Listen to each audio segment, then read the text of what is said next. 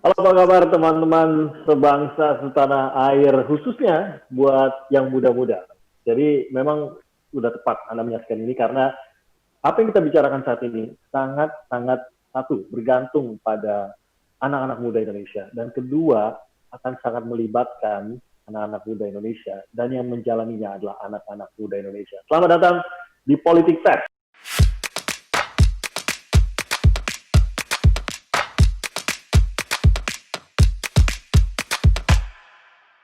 Politik Fest ini adalah festival politik pertama di Indonesia yang dikemas dalam bentuk politik entertainment atau politainment mungkin kita mengenalnya. Berbeda kalau kita ke acara politik atau kegiatan politik pada umumnya, seringkali terkesan kaku, seringkali terlihat semuanya serius, wajahnya serius, pembicaranya serius, wah yang dibahas negara jadi harus serius. Enggak juga, sebenarnya kalau kita bahas negara itu enggak semuanya juga harus dilakukan secara kaku dan serius. Bisa juga kita bawakan secara santai, karena kita juga harus menjalaninya dalam keseharian kita. Jadi kita bawakan secara keseharian kita juga. Nah, Politik Fest ini justru hadir dengan konten yang santai dan seru, tapi pastinya apa yang kita bicarakan di sini semuanya akan tetap berfaedah. Nah, saya Timothy Marbun dan saya akan menjadi host di acara Politik Fest kali ini dalam acara Apa Kabar Indonesia 2045. Nah, sesuai acaranya kita akan ngobrol seputar Indonesia di tahun 2045 dan generasi emasnya di tahun-tahun ini. Nah, pembicaranya di acara Politik Fest kali ini, kita berkesempatan untuk ngobrol sama Mbak Yeni Wahid, Komisaris Garuda Indonesia. Halo Mbak Yeni. Halo Mas Tim, apa kabar? Mbak Yeni? Baik, terima kasih.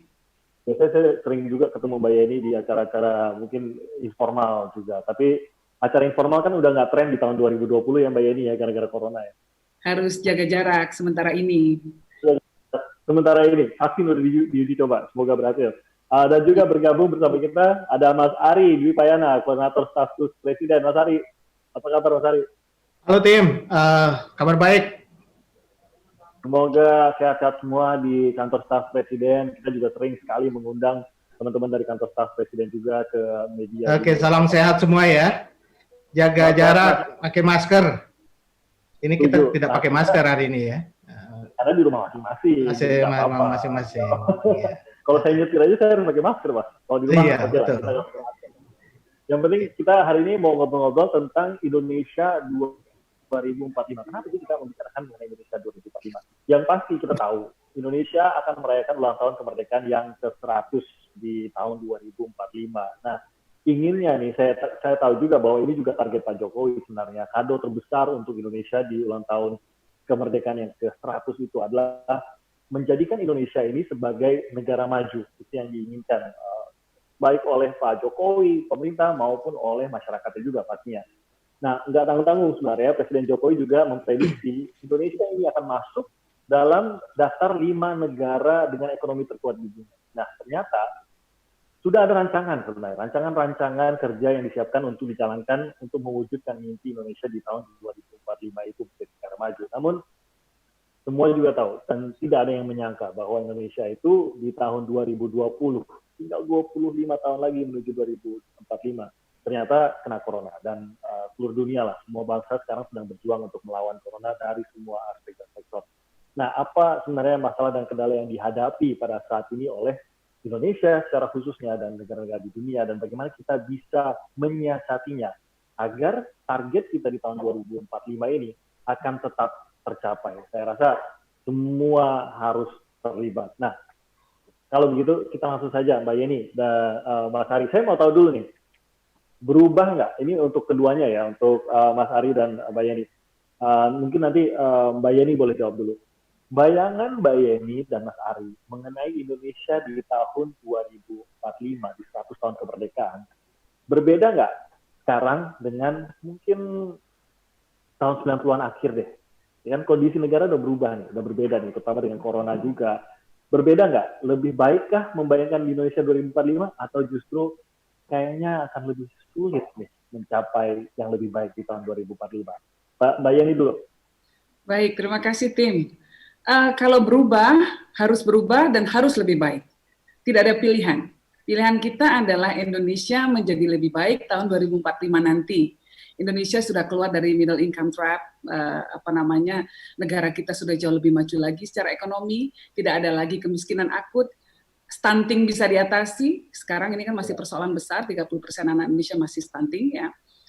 Lalu kemudian Indonesia sudah menjadi salah satu pusat inovasi di dunia.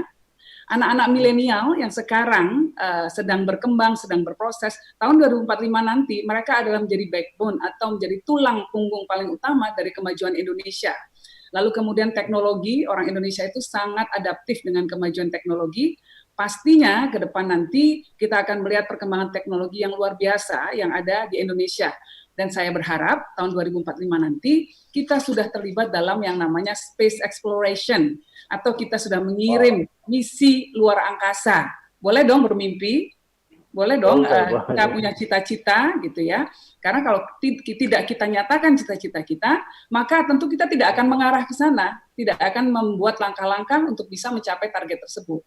Jadi tahun 2045 lebih banyak lagi anak-anak Indonesia yang terkenal di dunia dengan inovasi-inovasi baru. Sekarang ada banyak sekali startup yang diakui dunia, nanti akan jauh lebih banyak lagi. Jadi itu bayangan saya tentang 2045.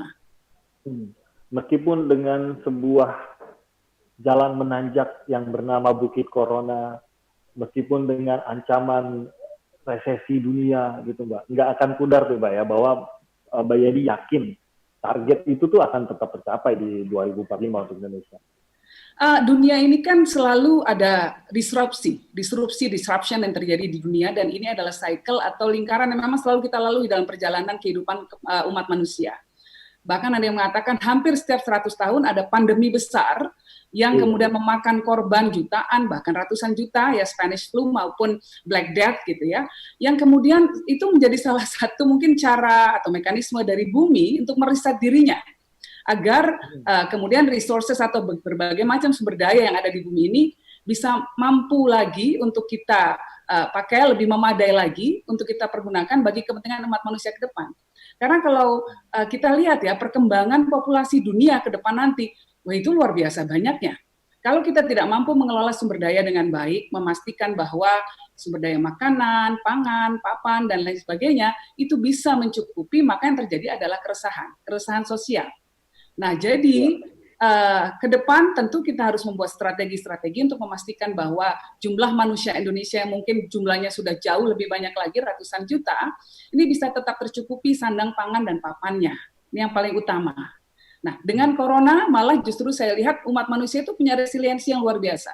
Akan ada banyak inovasi dalam bidang bioteknologi, dalam bidang kesehatan dan lain sebagainya.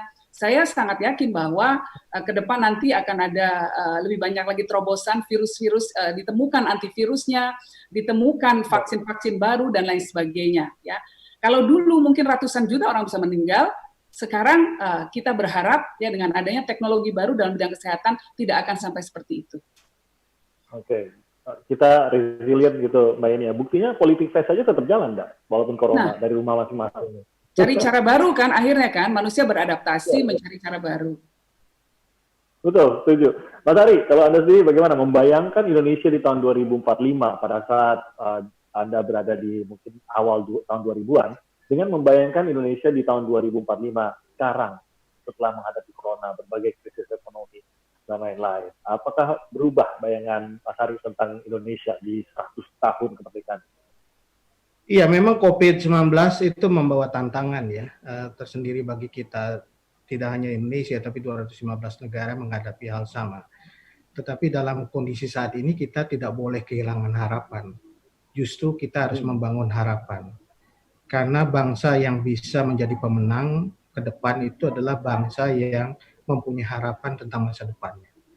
Saya kira apa yang kita hadapi sekarang ini saya yakin tidak membuat anak-anak bangsa kita ini kehilangan harapan tentang apa yang akan kita capai di tonggak yang kita sebut 1 abad Indonesia Merdeka. Kita harus punya milestone-nya, kita harus punya tonggak sejarahnya yang kita sebut sebagai 100 tahun Indonesia Merdeka. Kita hari ini bulan Agustus ini 75 tahun, kita masih punya 25 tahun, itu waktu yang panjang. Jangan pinang itu waktu yang pendek, tapi ada kesempatan, ada opportunity yang kita harus bangun. Saya teringat waktu 2015 itu Pak Jokowi menginisiasi apa yang disebut dengan kapsul waktu. Waktu itu anak-anak dari seluruh Indonesia, dari Sabang sampai Merauke, itu menitipkan apa yang menjadi harapan dan cita-cita mereka tentang Indonesia 75 tahun ke depan. Saya kira ada 7 pesan yang ada dalam kapsul waktu itu, dan saya catat ini dalam forum sekarang ini. Satu adalah kita ingin anak-anak kita membayangkan Indonesia di ke depan 2045 itu punya SDM yang cerdas yang mengungguli bangsa lain. Itu satu. Mereka juga bermimpi Indonesia akan menjunjung tinggi pluralisme dan budaya religius. Pluralisme sebagai kata kunci. Dan mereka ingin Indonesia sebagai ruang hidup bersama bagi kita semua. Ketiga, Indonesia menjadi pusat pendidikan, teknologi, dan peradaban. Tadi nyambung Mbak Yeni, bahwa kita harus menguasai high-tech. Kita tidak boleh tertinggal. Kemudian terbangunnya infrastruktur yang merata. Ini penting sekali, Indonesia sentris. Bahwa kita di Indonesia bukan Jawa, tapi juga Indonesia Papua, Indonesia Aceh. Kemudian kita juga ingin, anak-anak kita ingin punya aparatur pemerintah yang bebas korupsi. Jadi kata kuncinya juga penting nih, imajinasi Indonesia yang bebas korupsi, dan keenam Indonesia yang mandiri, yang paling berpengaruh di Asia Pasifik. Jadi anak-anak kita juga menginginkan Indonesia bukan pemain di tingkat regional saja di Asia, tetapi tingkat dunia dan juga Asia Pasifik. Termasuk Indonesia menjadi barometer pertumbuhan ekonomi dunia. Ini imajinasi anak-anak kita yang ditanamkan dalam kapsul waktu, dan menurut saya harapan dan mimpi itu harus kita pelihara, kita rawat, dan kita perjuangkan sekarang ini sampai tahun 2045. Kalau sekarang kita lihat seakan-akan corona ini kan menjadi, bukan seakan-akan lah, memang corona ini menjadi tantangan yang sangat besar. Saya rasa mungkin sepanjang hidup saya belum pernah mengalami, dan mungkin sepanjang hidup Mbak Yeni dan juga Mas Ari juga belum pernah mengalami yang namanya pandemi sebesar ini. Gitu. Jadi apapun yang terjadi sekarang itu kan benar-benar mengubah banyak hal, cara berpikir kita, bahkan cara kita bekerja, bahkan keseharian lah gitu. Tapi kan sebenarnya kalau kita pikir-pikir gitu, Mas Ari, Mbak Yeni, masalah bangsa ini banyak kok yang juga nggak kalah besar gitu. Tadi Mbak Yeni sempat merujuk pada tingkat stunting di Indonesia. Ini kan menjadi sesuatu yang sangat mengancam generasi emas kita di tahun 2045. Beberapa penyakit seperti tuberkulosis, masih ada lagi beberapa penyakit, bahkan kita masih mengalami pandemi, ya bukan pandemi lah ya, tapi demam berdarah mewabah. Gitu. Ini kan hal-hal yang sebenarnya harusnya sudah bisa kita tackle, dan kalau nggak kita tackle itu juga akan mengancam di tahun 2045 kita ini gitu loh. Nah, bagaimana kita bisa fokus nih? Karena kalau kita lihat tadi 7 target yang dikatakan Mas Ari yang menjadi impian anak-anak Indonesia, itu butuh kerja keras, kerja pintar dari saat ini juga begitu. Nah, bagaimana kita bisa membentuk fokus ke sana itu? Mungkin Mbak Yeni, silakan menjawab dulu. Baik, yang paling penting adalah satu prinsip ya dalam mengelola negara kita, yaitu bahwa semua orang, siapapun dia, tinggal di mana dia punya akses terhadap pelayanan kesehatan yang memadai. Itu dulu. Ya. Nah, jadi kita mengapresiasi pemerintah karena memberikan jaminan kesehatan untuk masyarakat, siapapun mereka, latar belakang ekonominya seperti apapun, bisa mengakses sistem kesehatan yang ada, ya, dengan BPJS. Nah, tentu untuk bisa mempertahankan agar sistem ini bisa sustainable, kita semua harus ikut membantu, kita semua harus membayar iuran dan lain sebagainya, ya.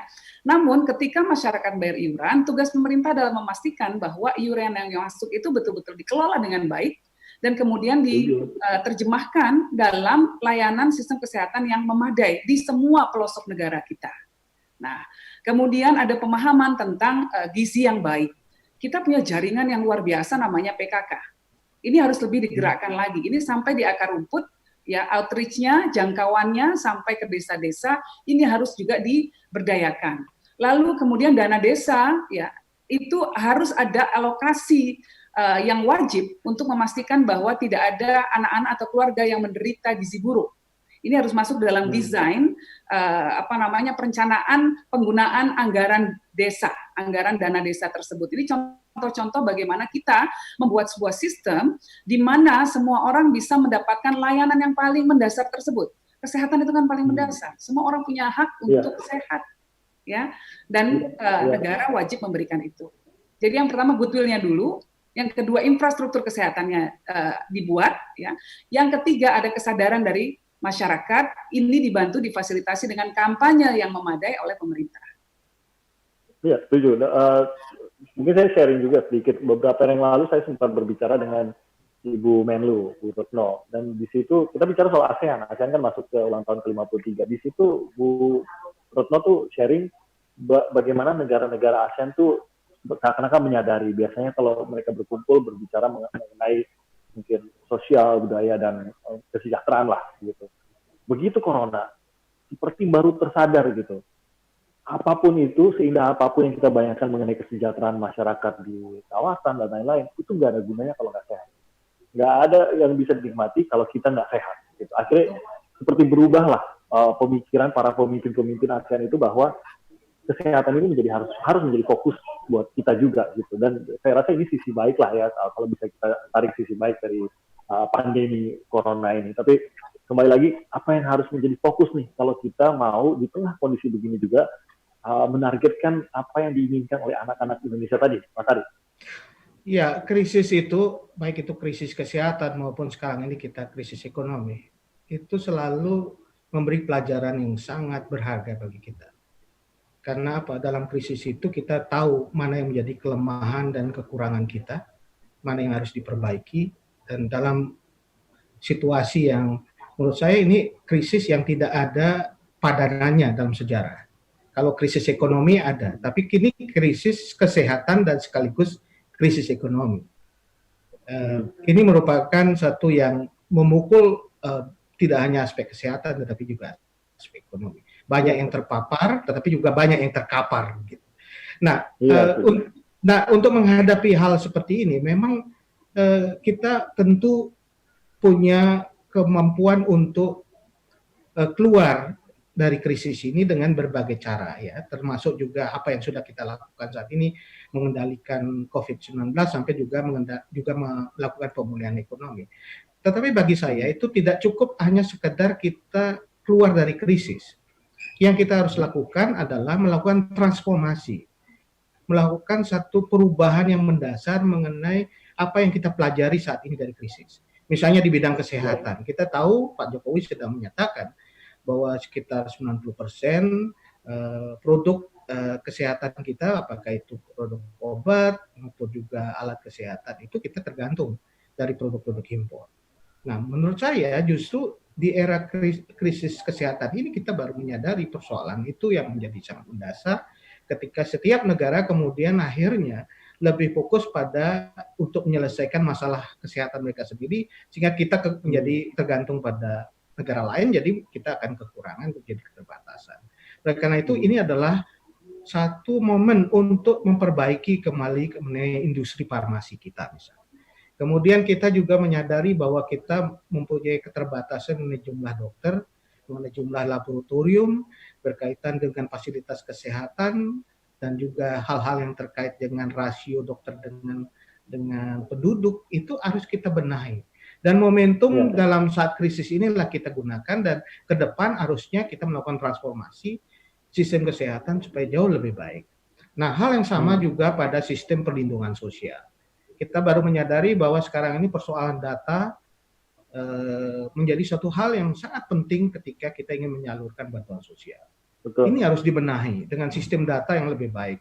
Anak-anak muda bisa berkontribusi sebenarnya membangun sistem big data yang luar biasa yang bisa berkontribusi pada sistem manajemen data yang kita lebih baik dan lebih akurat sehingga apa yang kita lakukan sekarang ini lebih tepat sasaran. Itu misalnya dalam perlindungan sosial.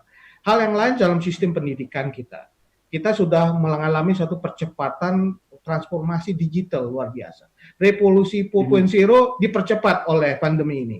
Kita sudah belajar di rumah begitu, anak-anak sudah mulai menggunakan metode pembelajaran daring, dan ini menurut saya satu momentum untuk melakukan transformasi yang lebih baik dalam sistem pendidikan kita.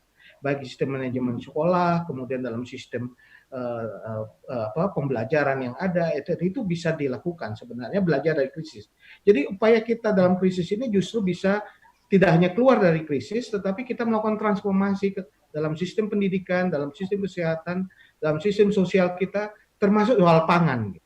Pangan dalam krisis ini kita juga menyadari bahwa kita perlu melakukan satu model pengelolaan pangan yang di mana produksi pangan kita cukup dan untuk memenuhi kebutuhan dalam negeri. Dan kita jangan lupa bahwa kita mempunyai satu modal kekuatan yang sangat besar yang tidak mungkin dimiliki negara lain dalam konteks itu. Satu adalah jumlah penduduk kita terbesar di nomor 3 di dunia ya. Kemudian juga yang kedua usia produktif kita juga sangat besar. Dan ini kombinasi yang luar biasa menurut saya. Antara jumlah penduduk yang besar dengan usia produktif yang besar. Ini kekuatan kita. Dan tentu saja transformasi yang sangat penting untuk memperkuat ini adalah transformasi kualitas manusia Indonesia, kualitas SDM kita. Sehingga kita bisa memiliki SDM yang unggul betul, yang kemudian bisa menjadi satu kekuatan yang kita bisa manfaatkan untuk mensejahterakan kehidupan kita yang lebih baik, tetapi juga mempunyai daya saing yang kuat dalam ekonomi regional maupun global. Kalau kasarnya Mas Ari, krisis ini membuka bobrok kita, gitu mungkin ya Mas Ari. Tapi kita nggak boleh sederhananya begitu ya. Tapi kita belajar dari krisis ini. Memang ada yang merupakan kekurangan, tetapi jangan lupa ada kekuatan kita yang muncul dalam krisis, yaitu modal sosial kita, gotong royong kita. Coba perhatikan Mas, waktu kita mengalami situasi di mana orang menjadi kesulitan, itu tetangga saling membantu. Kemudian juga kampung saling membantu. Anak-anak muda sekarang ini luar biasa membuat gerakan yang kemudian membeli produk-produk petani lokal. Kemudian juga membuat program cantelan. Teman-teman Kagama itu cantelan itu adalah dia menaruh makanan sembako di pintu-pintu atau di tempat-tempat yang mana siapapun yang memerlukan bisa mengambil. Jadi banyak inisiatif yang muncul ya dari anak-anak muda dalam masa krisis. Itu kekuatan kita di era krisis, Pak. Modal sosial kita yang muncul. Apalagi kalau digalang dan dilaksanakan secara strategis. Mungkin di sini juga nih peran pemerintah, dorongan masyarakatnya sudah tampak dan benar-benar secara mandiri pun mau bergerak gitu. Jadi kalau ini digalang dan dibangun strateginya, pasti dampaknya akan lebih besar lagi. Tapi saya mau tinggalin sedikit deh corona. Kita udah agak letih juga membicarakan corona. Live with corona, hidup dengan corona, dan semoga vaksinnya cepat ketemu seperti kata Mbak Yani tadi. Saya mau bicara sedikit soal kemerdekaan nih, Mbak Yani dan juga Mas Ari. Jadi untuk bertumbuh, sesuatu itu untuk bertumbuh butuh ruang, ya kan? Harus ada ruang buat dia bertumbuh, mencoba bergerak dan lain-lain. Gitu. Termasuk Indonesia. Nah, ruang itu adalah kemerdekaan. Mungkin kata sederhananya begitu. Dengan adanya kemerdekaan, kita jadi memiliki ruang untuk bergerak sesuai dengan visi dan misi kenegaraan kita, gitu. Nah, kemerdekaan kalau secara konstitusional kita sudah punya, sudah diakui juga oleh dunia. Tapi benarkah masyarakat Indonesia sebagai pribadi, sebagai warga, sebagai bagian dari negara yang negeri, kita sudah merdeka? Karena kita masih melihat banyak yang tampaknya masih belum merdeka dari sisi banyak hal, dari sisi kesempatan mereka atas kesejahteraan, dari sisi mereka menjalankan kepercayaan mereka, dan lain-lain. Saya yakin masih ditemui hal-hal ini. Nah, ini juga akan menjadi penghalang untuk bertumbuh tadi, karena tidak ada ruang untuk bertumbuh tadi. Bagaimana kita bisa mengatasi ini, Mbak Yani? Ini kalau dalam konteks 2045, ya, saya optimis bahwa kita harus mampu meraih target-target yang telah kita artikulasikan sebelumnya. Salah satunya adalah target tentang kesejahteraan, di mana pemerintah sudah mengatakan bahwa pada waktunya nanti 2045 itu pendapatan per kapita masyarakat kita sudah mencapai 25.000 US dollars, atau yang mungkin kalau kurs sekarang ya 320 juta ya per kapita. Itu tinggi sekali. Artinya ada target untuk meraih tingkat kesejahteraan yang lebih baik lagi ke depannya. Nah, namun untuk bisa menuju ke arah sana, tentu ada bangun ekosistem yang harus kita kerjakan, ya. Ada public policy, ada kebijakan-kebijakan publik yang bisa membuat inovasi bisa terus termajukan, ya. Anak-anak yang ada insentif bagi anak-anak muda untuk membuat teknologi terbaru, tidak dicontek, nggak ada KW-nya dan lain sebagainya. Itu akan membuat inovasi bertumbuh, dan inovasi itu adalah salah satu faktor yang akan membawa growth atau pertumbuhan besar di Indonesia. Nah, baru dari situlah kemudian kita bisa mencapai mimpi tentang kemerdekaan yang lebih hakiki lagi. Nah, di luar itu semua, di luar soal kesejahteraan ya, kita juga memang saat ini masih terkungkung dengan beberapa hal yang harus kita perangi. Misalnya apa? Budaya korupsi yang masih melanda masyarakat kita. Ya, ini budaya yang negatif ya, budaya korupsi, budaya sukarmukan dan lain sebagainya. Inilah yang sesungguhnya mengungkung kita sehingga kita tidak betul-betul bisa merdeka. Dan ini tugas semua pihak, baik pemerintah maupun masyarakat, tokoh-tokoh agama, tokoh masyarakat, ya semuanya, para pendidik, untuk mengikis pelan-pelan budaya ini. Lebih mengedepankan lagi keinginan untuk memajukan bangsa kita. Itu artinya bukan hanya kepentingan diri sendiri yang harus kita kedepankan, tapi kepentingan bersama. Baru kita betul-betul bisa merdeka, kalau kita bisa melakukan transformasi budaya seperti itu. Jadi bukan cuma berpikir yang penting aku untung duluan. Kalau pilkada kemudian caleg memberikan macam-macam diterima ya, dan kemudian 5 tahun ke depan lagi dia menjadi tersandera kepentingan politiknya, karena seolah-olah para pelaku politik sudah membayar tunai di depan.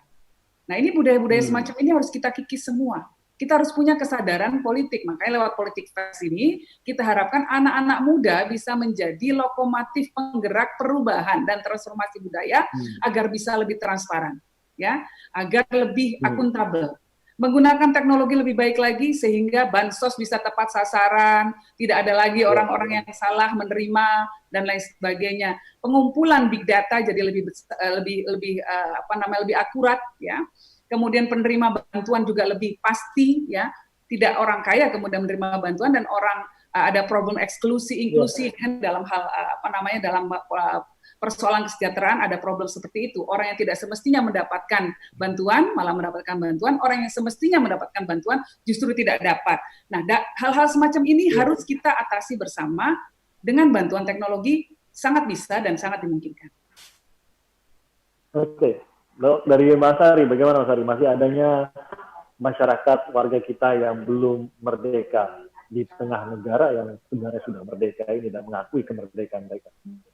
Ya, Bung Karno dan juga Bung Hatta dulu menginginkan kita merdeka 100%.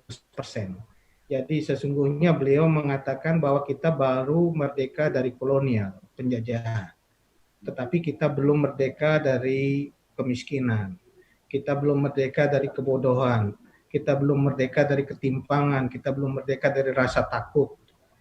Kita belum merdeka dari ancaman. Oleh karena itu, tugas konstitusional dari negara itu untuk memastikan perlindungan, penghormatan, dan pemenuhan hak-hak warga negara, termasuk dia bisa sepenuhnya menjadi merdeka 100%.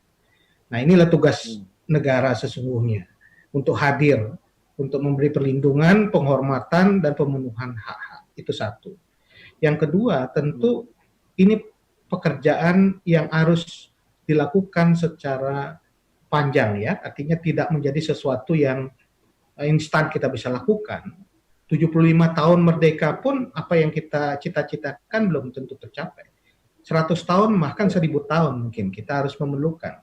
Nah, yang penting dari semua hal itu adalah kita harus mengetahui apa yang menjadi hak-hak konstitusional dari setiap warga negara. Warga negara harus tahu hak-hak konstitusionalnya dan kemudian berjuang untuk mewujudkan hak konstitusionalnya.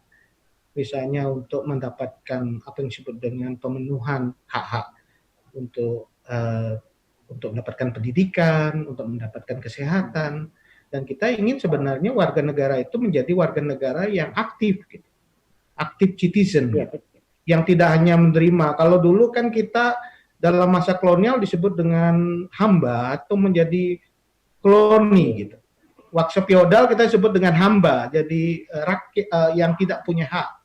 Tetapi ketika kita merdeka, sesungguhnya salah satu pemberian kemerdekaan yang paling besar itu adalah hak warga negara. Gitu. Bahwa kita menjadi hak warga negara yang setara yang menjadi warga negara yang bisa memperjuangkan hak-hak kita. Oleh karena itu generasi muda, anak-anak muda harus tahu betul bahwa mereka adalah citizen gitu, warga negara yang bisa memperjuangkan hak warga negara. Nah, di sisi lain negara itu harus juga mempunyai kewajiban, mempunyai moral obligation, mempunyai amanat konstitusi untuk menghadirkan apa yang menjadi hak warga negara. Misalnya di bidang pendidikan, kesehatan, perekonomian, dan tentu ini menjadi sesuatu yang harus kita kawal bersama gitu, supaya negara betul menjalankan kewajiban itu. Nah, ini tugas kita bersama antara warga negara dan negara untuk bersama-sama menjalankan itu. Makanya waktu dulu para founding fathers menekankan soal gotong royong. Gotong royong itu esensinya adalah kita tidak memilah-milah siapa dia kelompok mana, tetapi kita harus maju bersama, bergandengan tangan bersama untuk mewujudkan cita-cita bersama. Itu prinsip dasar dari gotong royong sebenarnya. Karena kita dihargai setara dan memperjuangkan itu. Nah, itulah teman-teman muda sekarang ini, ruang untuk memperjuangkan sebagai citizen itu luar biasa kita buka. Kemudian kita selalu harus memastikan negara untuk hadir.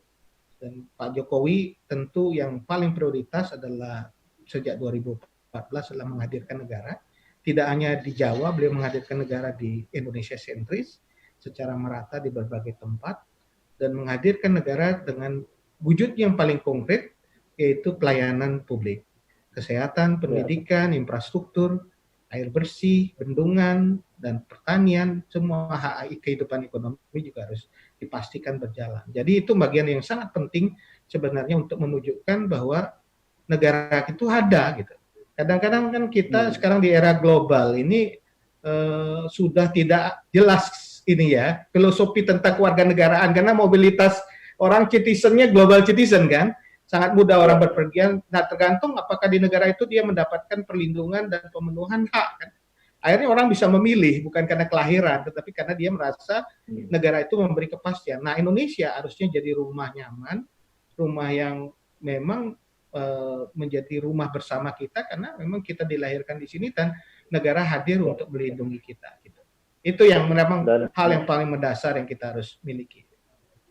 Ya, semangat gotong royong itu menurut saya juga menarik sih, Mas Ari, karena mungkin ya kita sering membayangkan gotong royong itu bangun rumah sama-sama ada yang itu. Padahal sebenarnya beragam sekali bentuk dari gotong royong itu. Saya ingat tadi Mas Ari sempat menyebut bagaimana para founding fathers itu memiliki ide mengenai bagaimana membangun Indonesia ini. Bung Hatta juga mengatakan bahwa sebagai kaum intelektual, ya perannya kaum intelektual itu adalah dengan intelektualitasnya mengerjakan suatu berkarya apapun itu dengan intelektualitasnya itu mempersembahkan suatu bagi masyarakat, membantu orang lain gitu. Jadi apapun saya rasa yang saya tangkap dari kata-kata Mas Ari berkaitan dengan itu. Apapun, dimanapun kita, apapun keahlian kita, apapun yang bisa kita lakukan, peranan kita, ya lakukan gitu. Itu adalah bagian dari gotong royong kita menjadi sebuah negara. Ini gitu ya Pak Ari. Betul. Pertama itu kepedulian ya, awareness, kesadaran kita bahwa kita bagian dari masyarakat yang lebih luas. Saya kira panggilan itu luar biasa dan setiap zaman punya panggilan sendiri kan. Waktu zaman revolusi kemerdekaan orang berjuang untuk mempertahankan kemerdekaan. Sekarang panggilan nation itu adalah bagaimana kita berkontribusi dengan profesi masing-masing untuk bangsa dan negara kita. Apapun profesinya, apapun itunya adalah panggilan. Nah, panggilan ini harus muncul dari anak-anak muda gitu. Dan saya yakin anak-anak muda ini dengan berbagai caranya melakukan ini. Socio entrepreneur dan berbagai macam cara ya yang mereka gunakan. Tapi yang penting sebenarnya bukan hanya soal kepedulian yang saya ingin sampaikan, tetapi juga kita juga harus melihat bahwa anak-anak muda itu punya semangat kolaboratif. Ini yang gotong royong saya sebut.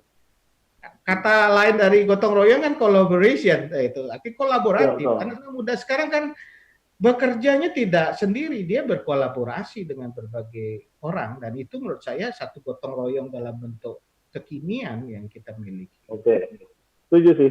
Jadi kalau dulu mungkin anak mudanya itu mempertahankan negara dengan berlatih, mungkin secara fisik begitu melawan Belanda atau melawan penjajah. sekarang belajar coding pun bisa membela negara gitu istilahnya Mas. Bisa. dengan semua itu, dengan semua kalian itu. Jadi bergotong royong itu kunci juga. Saya kembali lagi ke Mbak Yeni dan nanti juga Mas Hari boleh juga memberikan opininya. Kita udah bicara soal kemerdekaan, kita udah bicara soal tantangan. Nah, saya mau masuk ke ranah di mana peran politik dalam hal itu. Tadi sudah tergambarkan bagaimana kita bisa bergotong royong dalam apapun peran yang bisa kita mainkan, profesi kita, keahlian kita, silakan kita melakukannya. Nah, kalau begitu ya udah saya berperannya gitu aja. Saya soalnya pusing kalau suruh milih anggota DPR, pusing saya kalau suruh milih pilkada, calonnya ada 6 pasang, 8 pasang, saya yang mana yang wajahnya saya nggak pernah lihat juga semuanya, nggak pernah tahu saya gitu. Mau cari tahu saya punya banyak urusan lain, ini kantor saya kena corona, udah ada pemotongan 25%, udahlah saya udah pusing gitu. Tapi mungkin harus disadari, di mana sebenarnya peran politik dan juga orang-orang yang terlibat dalam politik untuk mencapai generasi emas kita di 2045. Nah, di sini mungkin kita akan menjawab keraguan anak-anak muda mengenai penting nggak sih saya itu, satu, peduli politik, mungkin itu yang paling awal dasarnya. Kedua, terlibat di dalamnya. Mbak Yeni.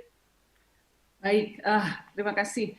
Jadi tim, anak-anak muda kalau tidak ingin nasibnya ditentukan oleh orang-orang tua atau orang-orang yang nilainya tidak sama dengan dia, harus masuk politik atau minimal melek politik. Artinya tidak semua harus masuk dalam politik praktis, tetapi dia seperti yang dikatakan Mas Ari tadi sangat aware terhadap citizen rights, ya. Jadi dia punya hak-hak politiknya, hak-hak untuk mengartikulasikan gagasannya, hak-hak untuk bercita-cita negara ini diaturnya seperti apa sih? Dia harus memastikan, dia harus menuntut, ya. Yang paling utama nih kita menuntut penyelenggara pemerintah dan semua stakeholder, semua pemangku kepentingan di Indonesia agar membuat sebuah kebijakan yang memastikan bahwa kesejahteraannya dia tercapai, ada pemerataan akses, hak-haknya terlindungi, ya. Siapapun dia, anak muda manapun, ya, tidak kemudian diperlakukan berbeda di mata hukum, ya. Hanya karena latar belakang, misalnya latar belakang etnis, agama dan lain sebagainya, itu semua melalui saluran mekanisme politik. Kita memastikan bahwa hak-hak dasar kita bisa terpenuhi. Caranya bagaimana? Dengan cara memilih orang-orang yang nilainya sama dengan kita. Orang-orang yang mau berjuang untuk membuat perubahan politik di negara kita. Di mana ada supremasi hukum, di mana tidak ada lagi diskriminasi, di mana kebijakan-kebijakan dalam semua lini, pendidikan, politik, ekonomi, kesehatan, dan lain sebagainya, itu menunjukkan toleransi. Ya, semua itu termanifestasikan dalam semua kebijakan-kebijakan itu. Nah, jadi ini tidak akan bisa tercapai kalau anak muda tidak ikut bergerak. Kalau dia kemudian menyerahkan saja, orang lain saja deh yang bikin kebijakan, padahal kebijakan itu akan menentukan ekosistem di mana kita ada di dalamnya. Kalau kebijakan yang lahir, ya, dari misalnya dari undang-undang, proses undang-undang atau kebijakan pemerintah yang lahir itu dia tidak terlibat di dalamnya, jangan salahkan kalau kemudian kebijakan itu tidak menguntungkan dia. Kebijakan itu tidak menjamin hak dasarnya. Ya, kebijakan itu tidak membuat sebuah ekosistem yang pas agar dia bisa tumbuh dan bisa mengembangkan potensinya secara maksimal. Nah, itu semua proses politik. Politik itu kan adalah proses di mana kita bisa membuat perubahan, ya, dan perubahan itu bisa positif, bisa negatif. Nah, kalau diisi oleh orang-orang, kalau proses politik atau posisi-posisi strategis formal di pemerintahan maupun di posisi-posisi strategis politik di Indonesia diisi oleh orang-orang yang punya pemahaman tentang demokrasi, tentang hak-hak dasar kemanusiaan, tentang toleransi dan lain sebagainya, maka kita bisa berharap banyak bahwa negara kita akan jauh lebih baik lagi ke depannya. Tapi kalau diisi orang-orang yang isi hanya mementingkan kepentingan dirinya saja, ingin memperkaya dirinya, ingin memperbesar pundi-pundinya, dan lain sebagainya, ya pada akhirnya ini semua akan merugikan bangsa dan seluruh masyarakat Indonesia. Atau mungkin Mbak Yeni, mungkin nggak bahwa anak-anak muda sekarang ini mungkin bukan sama sekali kehilangan ya, tapi sangat minim yang namanya sosok panutan dalam dunia politik. Apakah itu yang menjadi masalah? Kalau misalnya mereka merasa bahwa sosok panutan tidak ada, maka jadilah sosok panutan itu. Anak-anak muda punya kekuatan besar di tangannya. betul-betul di tangannya, yaitu apa? Jarinya. Dia bisa mengekspresikan apapun yang ada dalam pikirannya melalui sosial media. Ini adalah sebuah kekuatan. Saat ini ada kebebasan informasi yang beredar ini tidak bisa lagi disekat-sekat, tidak bisa lagi ditekan. Ini kekuatan kita, ini senjata kita. Semua lebih transparan. Apa yang terjadi di satu daerah bisa seluruh dunia tahu. Ini kekuatan anak muda. Anak muda adalah digital native. Mereka anak-anak yang dibesarkan dalam suasana transformasi teknologi. Mereka jauh lebih mumpuni dalam menggunakan teknologi untuk kepentingan mereka, dan salah satunya adalah dalam hal ekspresi politik, dalam hal menuntut haknya, dalam hal menjadi inspirasi.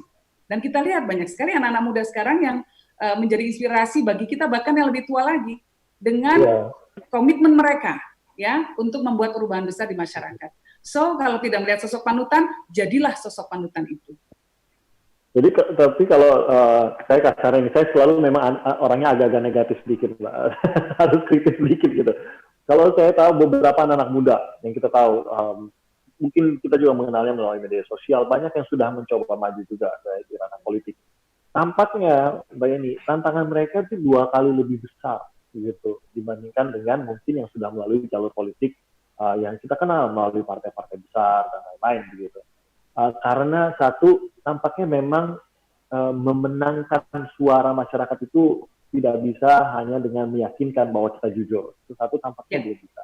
Kedua, meyakinkan partai-partai, khususnya partai-partai yang besar, bahwa saya akan bekerja dengan jujur, itu pun tidak cukup. Jadi sistem politik kita pun masih tampaknya belum ramah untuk anak-anak muda yang kritis, yang punya ide, yang mau berjuang 2 kali lebih keras demi bisa menjadi apa yang tadi dikatakan Mbak Yeni, menjadi figur yang justru mereka tidak temukan di dalam politik. Betul sekali, Tim. Jadi tata cara permainan itu juga menentukan kualitas dari permainan, bukan cuma pemainnya saja, tetapi siapa wasitnya seperti apa, dan kemudian permainannya diadakan di mana, tata caranya seperti apa juga menentukan cantik atau tidaknya permainan yang akan kita lihat. Dalam hal ini adalah political games, ya. Nah, saat ini memang persoalan besar kita adalah orang kalau mau masuk ke stadium masih ada penjaga pintunya yang namanya partai politik. Ya, orang kalau tidak punya karcis untuk bisa masuk dalam struktur partai politik tersebut, ya, atau dicalonkan oleh partai politik, jangan mimpi bisa mencalonkan diri dalam perhelatan apapun di negara kita. Nah, kalau tidak suka dengan kondisi ini, ubahlah tata cara bermain kita. Mari kita suarakan agar lebih ada transparansi, agar ada proses perekrutan yang lebih transparan, yang lebih baik lagi, sehingga yang kita lihat bukan lu lagi, atau hanya orang-orang yang dekat dengan kekuasaan para penguasa-penguasa partai. Kalau begini caranya, maka yang diuntungkan orang-orang seperti orang-orang yang punya modal besar, orang-orang dari dinasti seperti saya, ya, gara-gara nama bapak saya adalah Wahid, ya, Gus Dur, maka orang mungkin mau buka pintu. Tapi apa yang terjadi dengan anaknya Pak Karjito, Bu Suminten, dan lain sebagainya? Mereka punya hak yang sama untuk dicalonkan, dan bahkan mungkin jauh lebih keren lagi, jauh lebih punya potensi untuk memimpin bangsa kita dibandingkan dengan anak Gus Dur misalnya. Nah, kita harus memastikan bahwa proses politik di Indonesia itu dilandasi oleh meritokrasi. Orang yang punya kemampuan, orang yang punya kompetensi, dan yang paling utama, orang yang punya hati untuk mau berjuang bagi kepentingan seluruh masyarakat Indonesia. Ya, jangan sampai hanya terganjal modal begitu ya, modal dalam arti uangnya. Terus saya ke Mas Ari, dari Anda sendiri mungkin bisa menggambarkan pentingnya anak-anak muda ini terlibat dan peduli tentang politik, karena ini juga lah yang menjadi kunci apakah kita akan bisa membawa generasi kita ini menjadi generasi emas tahun 2045, Mas Ari. Ya, yang pertama tergantung anak-anak muda, cara mereka mengidentifikasi atau mendefinisikan politik itu. Ini juga penting menurut saya, karena kalau di masa lalu ada tabu politik itu karena memang sengaja by design orang tidak mau terlibat atau tidak harus terlibat dalam politik, tetapi sekarang anak-anak muda jangan-jangan juga skeptis, apatis terhadap politik karena mendefinisikan politik itu sekedar pada power game, pada pertarungan politik, kontestasi politik gitu. Padahal kalau kita lihat politik itu ada di mana-mana. Orang menyebutkan politik itu omnipotent, hadir di semua tempat. Anda melakukan sesuatu atau memutuskan tidak melakukan sesuatu, itu Anda mengambil sikap politik. Dan pasti Anda juga menimbulkan konsekuensi dari tindakan itu. Salah satu contohnya sekarang, kita berhadapan dengan climate change. Luar biasa, itu adalah bagian dari produk kebijakan, produk politik global dari berbagai negara. Kita diam sendiri, kita terkena dari persoalan climate change, kita bergerak juga menjadi bagian dari persoalan atau keinginan untuk melakukan perubahan. Jadi pilihannya adalah berdiam diri tetapi Anda terkena dari persoalan itu, atau Anda memperjuangkan apa yang Anda yakini. Dan itu yang saya sebut sebagai politik gagasan, politik ide gitu. Jangan sampai sekarang ini kita kehilangan politik gagasan, masuk dalam politik yang pragmatis, yang jangka pendek oleh kekasihnya, untuk power game saja. Tapi kita harus memperjuangkan sesuatu yang lebih besar. Misalnya soal lingkungan tadi, soal pendidikan, soal kemiskinan, soal hal yang terkait dengan berbagai kebijakan sebenarnya dibuat oleh tidak hanya oleh pemerintah di satu negara, tetapi berbagai pemerintahan. Saya kira kita harus mendudukkan kembali makna politik itu sebagai bagian dari politik gagasan. Yang kedua, yang sangat penting adalah cara kita berpolitik. Anak-anak muda itu harus membangun cara berpolitik baru. Kalau kita ingin melakukan regenerasi politik, bukan regenerasi dari sebatas mengganti yang tua, tetapi juga regenerasi itu harus membawa satu gagasan dan cara-cara berpolitik baru. Yang tadi disebutkan Mbak Yeni, kalaupun ada hambatan dalam kerangka sistem, harusnya cara-cara berpolitik baru itu meyakinkan banyak orang bahwa sistem itu tidak tepat lagi dan itu sudah usang dan harus kita rubah gitu. Nah, itulah kemudian kita sebut politik gagasan dan cara berpolitik baru yang harus kita hadirkan. Nah, tentu kita harus belajar dari sejarah ketika kemampuan untuk beradaptasi dengan era baru itu tidak terjadi, maka akan tergulung oleh gelombang sejarah. Apalagi konsumennya sekarang ini, ibaratnya kita sebut konsumen dalam arti pasar politik, atau kita sebut konstituennya politik, sekarang berubah. Usia anak-anak muda semakin banyak. Generasi yang kita sebut milenial itu semakin besar. Cara mereka berkonsumsi, cara mereka berpikir, dan cara mereka melihat orientasi politik juga berubah. Nah, kalau kita tidak melakukan perubahan di tengah perubahan pasar politik ini, di tengah perubahan konsumen dan konstituen politik ini, pasti akan tertinggal. Nah, oleh karena itu harus dikembangkan cara-cara baru untuk berpolitik. Tidak sekedar untuk mengambil pasar anak-anak muda, supaya mereka memilih apakah itu partai atau tidak, tetapi betul-betul nyambung dengan apa yang menjadi aspirasi dan juga gagasan anak-anak muda. Itulah sebabnya mengapa perlu adaptasi terhadap era baru ini. Nah, itu yang saya sebut tadi, bagaimana kemampuan untuk satu sisi anak-anak muda peduli terhadap politik di satu sisi, tetapi dan melakukan apa yang disebut dengan ekspresi citizenship-nya, tapi di sisi lain partai politik dan organisasi-organisasi kekuasaan juga harus beradaptasi dengan pasar baru, era baru, dan konsumen baru, konstituen baru yang berubah gitu. Kalau mereka tidak berubah, tentu akan ditinggal. Itu prinsip dasar dari perubahan yang akan terjadi secara politik. Jadi jangan cuma gaya-gayanya yang menangkap perhatian anak muda dan merebut suara mereka, tapi ujung-ujungnya pada saat menduduki posisi itu ternyata sama aja sama yang kemarin, cuma sekedar meraup suara doang. Makinlah anak muda makin gak senang lagi sama politisi dan politik lagi kan, merasa ditipu lagi. Jadi memang kita butuh lah bukan hanya ide-ide baru, tapi memang benar-benar suatu sistem, bahkan tadi yang bilang budaya baru lah, mungkin budaya baru antara politisi juga gitu. Udah kita budayanya mungkin bergotong royong memang bersama-sama dengan konstituen untuk membangun Indonesia, bukan hanya meraup konstituen lalu menjalankan posisi tersebut apapun itu jabatannya secara keinginan pribadi ataupun partai. Jangan seperti itu lagi. Nah, ini mungkin terakhir pertanyaannya.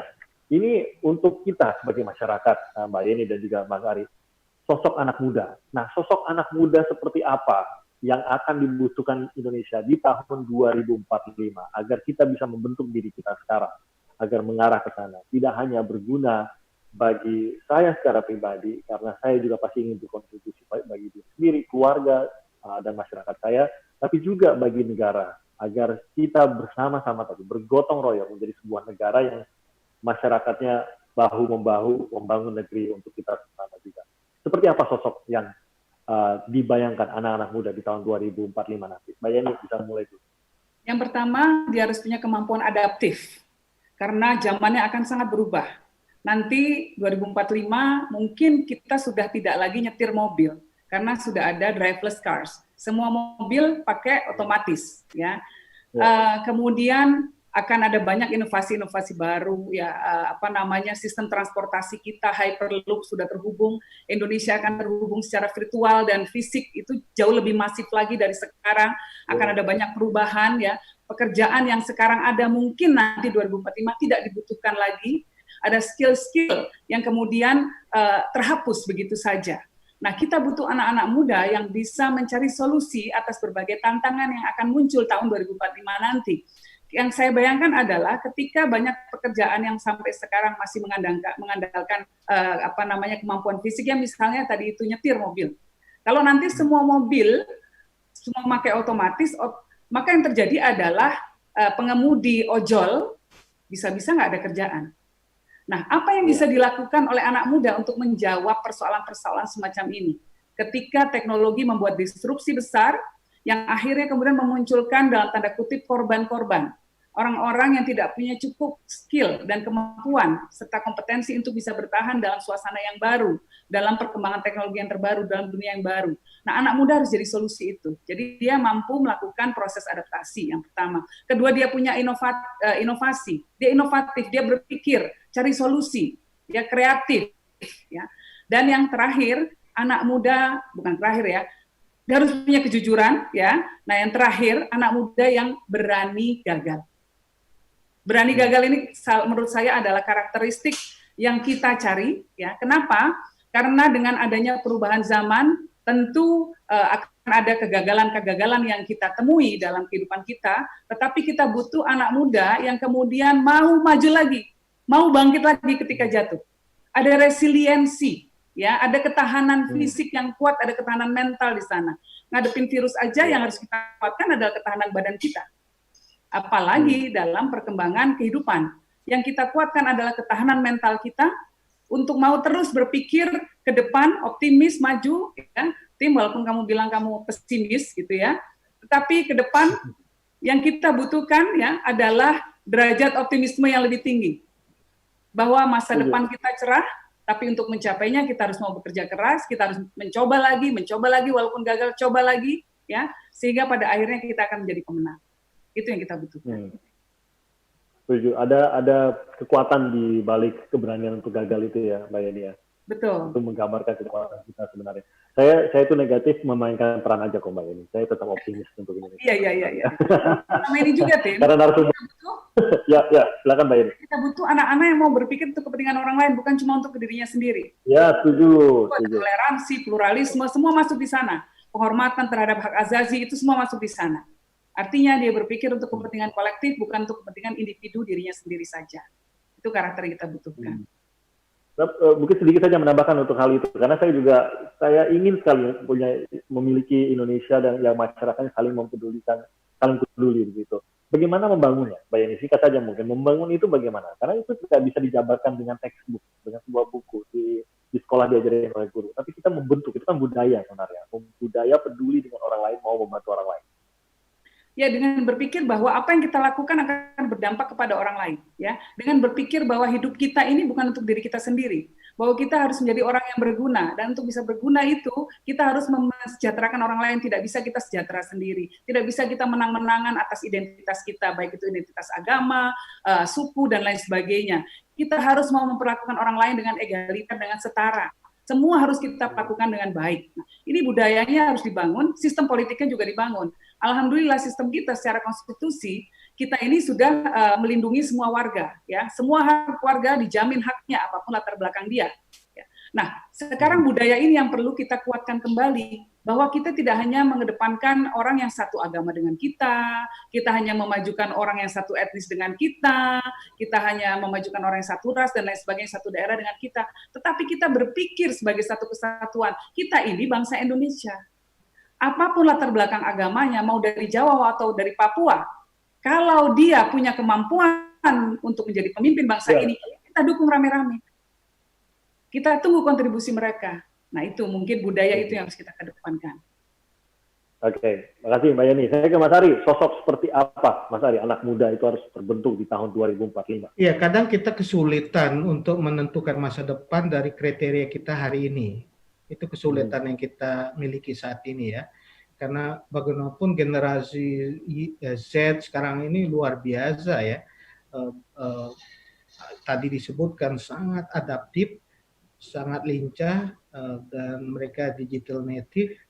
Dan saya tidak membayangkan apa yang terjadi, bukan hanya 25 tahun ke depan, membayangkan 10 tahun ke depan saja kita sudah merasa apa yang kita akan bayangkan hari ini luar biasa. Perubahannya begitu cepat. Cepat sekali, dan memang di tengah perubahan yang sangat cepat itu salah satu yang harus jadi benang merah, kita harus tidak lupa fondasi karakter, values yang kita jadikan sambungan dari generasi ke generasi itu. Kita boleh berubah, beradaptasi dengan perubahan, tetapi harusnya karakter values yang kita bangun itu harusnya bisa ajak, bisa bersambung begitu. Nah, ini yang akan membedakan sebuah bangsa dengan bangsa lain dalam membangun perubahan yang akan terjadi. Dan saya berharap ini adalah salah satu yang menjadi fondasi anak-anak muda kita ke depan. Anak-anak muda kita harus hebat, unggul, memiliki talenta yang luar biasa, menjadi pemenang di berbagai kompetisi dunia, tetapi tidak kehilangan karakter dan values yang kita miliki. Apa itu? Menurut saya sangat jelas apa yang kita sudah bangun selama ini. Kita harus menyadari bahwa kita hidup di dalam ruang bersama Indonesia dan kita beragam. Itu salah satu fondasi yang harus dimiliki anak muda, bahwa kita beragam dan berbeda. Tetapi kita tidak boleh di dalam beragam perbedaan itu kita menegasi, menistakan atau mendiskriminasi orang berdasarkan perbedaan itu. Nah ini saya kira prinsip dasar yang harus kita miliki. Kita harus menghargai, menghormati keberagaman itu. Tetapi persatuan dan keragaman di tengah keragaman itu harus juga tidak menghalangi kita untuk mengusung nilai-nilai kemanusiaan. Bung Karno menyebutkan my nationalism as humanity, seperti kata Gandhi ya. Gus Dur juga mengatakan di atas semua perbedaan politik ada kemanusiaan. Jadi kemanusiaan itu harusnya jadi satu prinsip dasar yang dimiliki anak muda, dan saya kira anak-anak muda sekarang punya empati terhadap berbagai hal yang terjadi. Dan saya kira ini bagian dari upaya kita membangun hidup bersama berdasarkan tadi nilai-nilai kemanusiaan. Tetapi yang terakhir saya ingat yang harus kita dorong adalah kita harus melakukan ini secara demokratis dan mencapai apa kita sebut dengan social justice, keadilan sosial. Ini prinsip dasar bahwa kita maju, kita makmur, kita sejahtera, tidak boleh sendiri-sendiri dong sejahteranya. Kelompok-kelompoknya sendiri sejahtera, makmurnya hanya segelintir orang. Kita harus makmur bersama, sejahtera bersama. Itu prinsip dasar kita dalam ruang bersama Indonesia. Jadi anak-anak muda harus punya kesadaran bahwa dia tidak hidup sendiri, dia hidup bersama dalam ruang bersama, rumah bersama Indonesia. Dia harus memperjuangkan itu social justice, keadilan sosial bagi seluruh rakyat Indonesia. Di Papua kita harus perjuangkan saudara kita di Papua agar bisa hidup sejahtera bersama. Di Rote, di Miangas, semua harus hidup bersama dengan kemakmuran bersama. Itu nilai yang harus hidup. Walaupun kita adaptif, harus punya kemampuan untuk melakukan menguasai high-tech, menguasai teknologi, berubah. Perubahan itu ada seperti keniscayaan, tapi nilai yang kita harus yakini harus tetap betul-betul kita jaga. Itu yang menjadi bagian dari anak muda 2045 yang saya bayangkan. Jadi adaptif, kreatif, tapi nilai keindonesiaannya itu tidak sedikit pun pudar begitu ya. Boleh saja sering keluar negeri belajar apa segala macam, menimba ilmu, tapi semuanya tetap nilai keindonesiaannya tidak akan hilang. Ada kerinduan untuk justru membangun Indonesia, membawa Indonesia lebih maju lagi. dengan semua yang kita pahami, dengan segala keilmuan, dengan segala kemampuan, keahlian kita, kontribusinya juga tetap bisa kita lakukan demi Indonesia, walaupun kita bergerak dalam keseharian kita. Ini mungkin saya menyimpulkan apa yang dikatakan oleh Mas Ari, apa yang dikatakan oleh Mbak Yeni juga, bahwa anak-anak muda itu tanpa ragu adalah kunci kita di tahun 2045.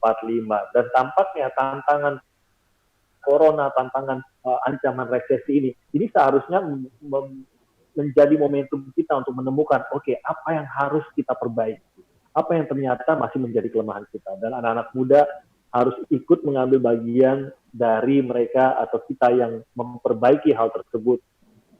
Atau bahkan tadi kata Mbak Yeni, menjadi sebuah kekuatan baru. Kalau memang tidak sesuai untuk Indonesia yang lebih baik, maka anak-anak muda turunlah untuk terlibat langsung dalam perubahan tersebut, termasuk di dalamnya adalah di dalam dunia politik. Kalau tidak senang dengan politisinya, pilih politisi yang lain. Kalau masih nggak ada yang senang juga politisinya, jadilah politisinya itu yang maju di daerah ataupun di jabatan tersebut gitu ya. Itu yang bisa dilakukan oleh anak-anak muda.